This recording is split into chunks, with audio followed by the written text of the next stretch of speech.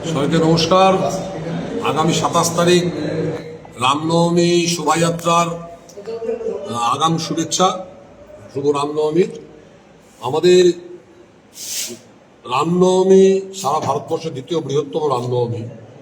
তো বহুদিন আগের থেকে আমাদের পরিকল্পনা করতে হয় রামনবমী উদযাপনকে কেন্দ্র করে। এবারও আমাদের রামনবমীর যে আজকের যে বৈঠক, এই বৈঠকটা হচ্ছে প্রায় আজকের বৈঠক হচ্ছে সমিতি নির্মাণের বৈঠক। এবারে রামনবমী যে সমিতি একটা তৈরি হয় বিশ্ব হিন্দু পরিষদের তত্ত্বাবধানে রামনবমীকে কেন্দ্র করে, সেই বৈঠকটাই আজকে আমাদের শহর জুড়ে শহরের বিভিন্ন ব্যক্তি নিয়ে সবাইকে সবার মতামত নিয়ে আমরা একটা কমিটি আজকে নির্মাণ করলাম এই আগামী রামনবমীটা পরিচালনা করার জন্য। যার এই রামনবমী 2026-এর যে সমিতি, এই সমিতির সভাপতি হিসাবে এবারে আমাদের কৌশিক পাল আমাদের এবারে রামনবমী সভাপতি এই উদযাপন সমিতি। এবং এই রামনবমী উদযাপন সমিতি সম্পাদকের যিনি সম্পাদকের দায়িত্ব অর্পণ করা হয়েছে আমাদের সবার অত্যন্ত প্রিয় সুমন্ত ভাওয়াল এবারে রামনবমী সম্পাদকের দায়িত্বে।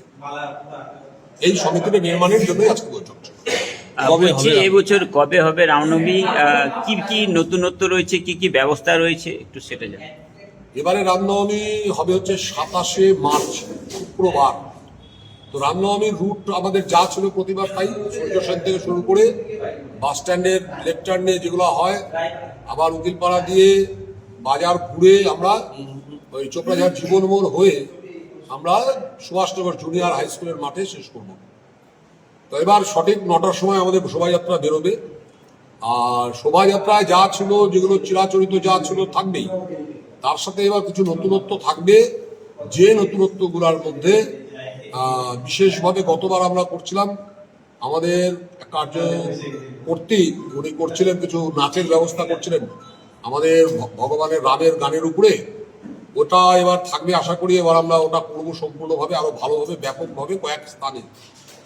আর তাছাড়া আমরা প্রোগ্রামের মধ্যে আরো কিছু আমরা পরামর্শ নিচ্ছি যে নতুন কি কি করা যায়, যে কিছু ফটো সেশন করা যায় কিনা, যেগুলো ফ্লেক্সের মাধ্যম দিয়ে রামায়ণটাকে তুলে ধরা যায় কিনা, যেটা আমাদের প্রসাদ বিতরণের মাঠে, এরকম একটা ভাবনা। আর তারপরে এখন তো আমাদের কেবল সমিতি আজকে নির্মাণ হলো, এখন প্রস্তুতি চলতে থাকবে। সম্পাদক সভাপতি সবাই আছে, তো প্রস্তুতি চলতে থাকবে। বলছি যে হচ্ছে প্রশাসনিক একটা ব্যাপার থাকে, সেগুলো বিষয়ে কি আলোচনা হয়েছে, এগোনো হয়েছে এখন পর্যন্ত? না, আজকেই সমিতি নির্মাণ হলো। এখন আমাদের হচ্ছে ধীরে ধীরে সমস্ত কাজগুলোকে গুটিয়ে নেওয়া। তার মধ্যে প্রশাসনের অংশ একটা বিরাট অংশ, বিরাট সময় যায় আমাদের। তো গত কয়েক বছর ধরে প্রশাসনের যথেষ্ট আমরা সহযোগিতা পেয়েছি। তো আশা করি এবারও তার সহযোগিতা পাবো আমরা।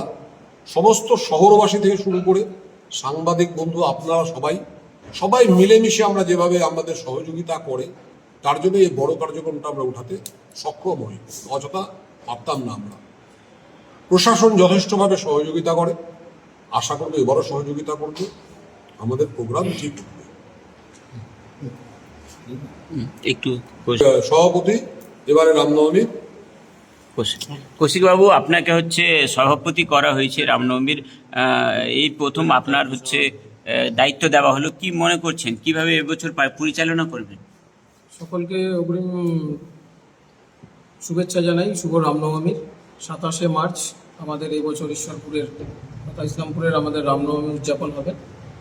তো দীর্ঘ 12 বছর আমরা পার করেছি আমাদের এই ইসলামপুরের রামনবমী। তো আমাদের সনাতনীদের বিশ্বাস যে এক যুগ পেরিয়ে গেলে সেখানে ঈশ্বরের আবির্ভাব হয়। তো এই বছর আমাদের বিশ্বাস যে প্রভু শ্রী রামচন্দ্র, পুরুষোত্তম প্রভু রামচন্দ্রের আবির্ভাব হবে ঈশ্বরপুর আমাদের এই ইসলামপুরের রামনবমীতে। সকলের বিশ্বাস এবং আস্থা যে রামনবমীতে এবার একটা ঐতিহাসিক রামনবমী হতে চলেছে আমাদের ইসলামপুরের রামনবমী। কি বলবেন, আপনাকে সম্পাদক করা হয়েছে এই রামনবমী উৎসবের, কি বলবেন এই বিষয়ে? রামনবমী উদযাপন কমিটির সম্পাদক বানানো হয়েছে বিশ্ব হিন্দু পরিষদ থেকে। তো ভালো লাগছে, একটা অনেক বড় দায়িত্ব কাজ, সেটা সবাইকে নিয়ে আমাদের আমাদের সংগঠন তো সবাইকে নিয়ে এমনি চলে, কিন্তু এখন তো অনেক বড় একটা দায়িত্ব পড়ে গেল আমার উপরে, সেটা সবাইকে নিয়ে উঠাতে হবে আমাদেরকে।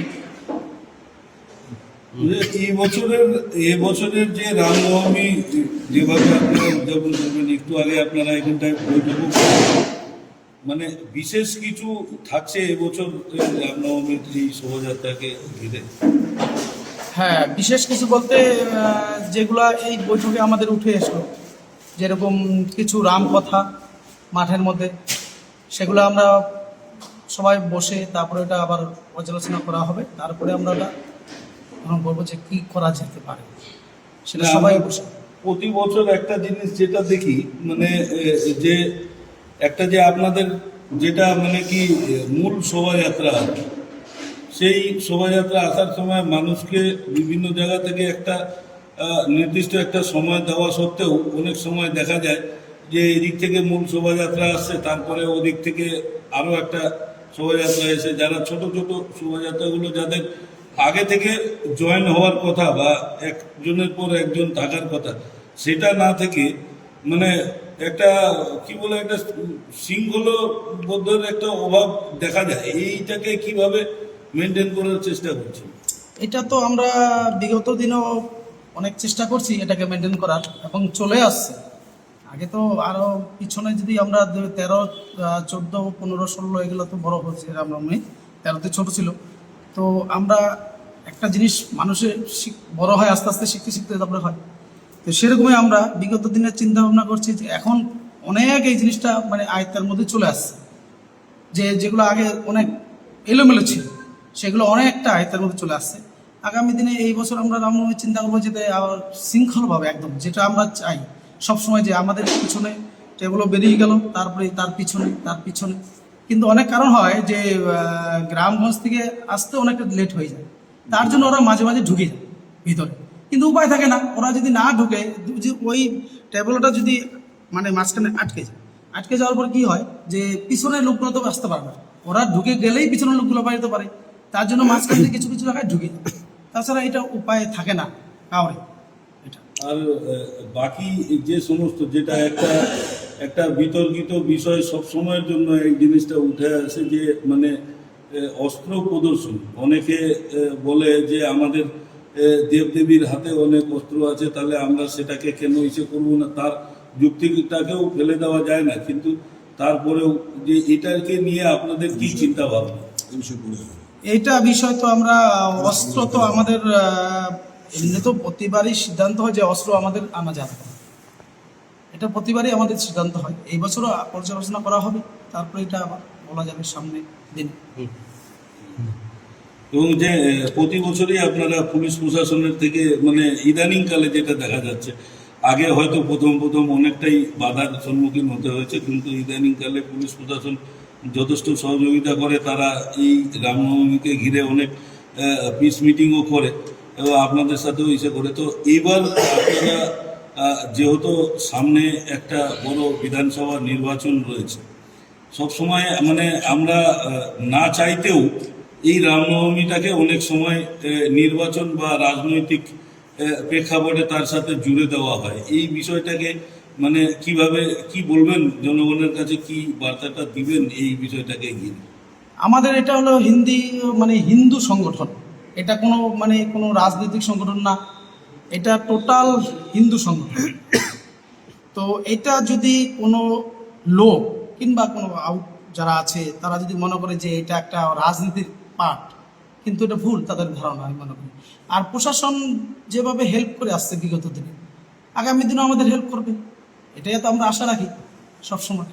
মানে একটা জিনিস বলছিলাম যে আপনাদের কি এমন একটা কোনো মানে যদি একটা হেল্পলাইনের ব্যবস্থা হয়, যেমন যেদিন রামনবমীর দিন বিভিন্ন জায়গা থেকে আসে, গতবারও আমরা আমাদের কাছে খবর পেয়েছিলাম 2-1টা জায়গায় এই রামনবমীর শোভাযাত্রাকে আটকে দেওয়ার একটা অভিযোগ উঠে আসছিল, এবং সেই জায়গাটায় পুলিশ প্রশাসনের তৎপরতায় সেটা আবার খুব তাড়াতাড়ি ইসে হয়ে গেছিল।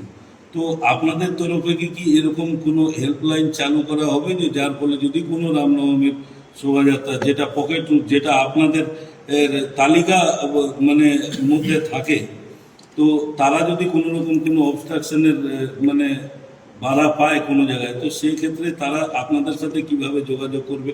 এই বিষয়ে কি কোনো হেল্পলাইন চালু করার বিষয় রয়েছে? আমরা এটা চেষ্টা করছি এবং করার ইচ্ছা আছে আমাদের। এইবার থেকে আমরা হয়তো হেল্পলাইন ব্যবস্থা চালু করব, যাতে দূর দূরান্ততে যাদের অসুবিধা হয়, যে আমাদের সাথে কেউ মানে সংগঠনের সাথে কেউ যুক্ত হতে পারে না, তখন দেখা গেলো প্রচুর দূর, মোটামুটি 10 কিলোমিটার ওর অসুবিধা হয়ে গেছে, ও তো তখন পারছে না, কিন্তু রাস্তায় বেরিয়ে গেছে, ও ব্যাকও যেতে পারছে না। ওরা আপ্রাণ চেষ্টা যে ও রাম মন্দিরে এসে ও যোগদান হোক, তার জন্য বেরিয়ে গেছে। কিন্তু দেখা গেলো রাস্তায় যে কথাটা আপনি বললেন যে কোনো কারণে হয়তো আটকে দিচ্ছে, সেই জিনিসটা আমরা এবার চেষ্টা করতেছি যে হেল্পলাইন নম্বর আমরা দিব এবার থেকে। আর কিছু সকলকে অনেক ধন্যবাদ এবং আগামী দিনের শুভেচ্ছা। জয় শ্রীরাম।